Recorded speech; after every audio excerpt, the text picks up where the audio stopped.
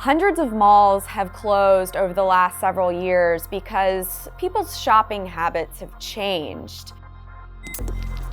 There was a time in the US when there was a spending frenzy of consumerism and everyone was shopping, and shopping malls were where everybody spent their time and went on the weekends. You know, we would go to the Auntie Anne's pretzel stand, and we would go to Abercrombie, and we would walk around the mall and hang out there for hours. Then the recession hit, and not only did the spending slow down, but people's values changed. People are now spending more on experiences over things, especially the apparel industry has been hit especially hard. Another big factor that I always consider when we're talking about malls is the rise of technology. When you go online to Amazon, you can read thousands of reviews from people who have had this product, tried it out, maybe had issues with it, maybe have been using it for a year and say it's great. And that's so much more credible as a consumer than what a retail worker is going to tell you. That's just how it is. It's also more convenient. When we talk about e-commerce, that's definitely a huge threat to retailers that have large store bases, but it still accounts for only about 8% of total retail sales.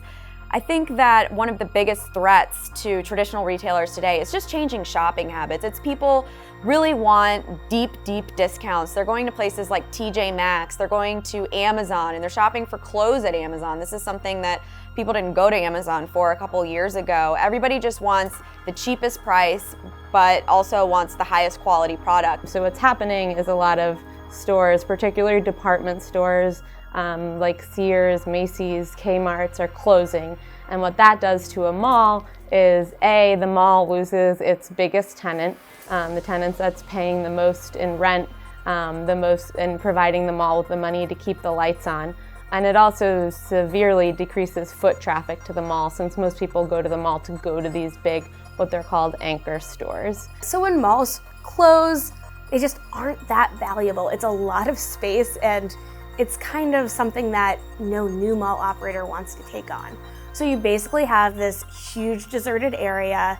There's nothing going on there. It's very spooky. So a lot of malls are thinking about more like experiential attractions that will bring people in, movie theaters, things like that, large restaurants.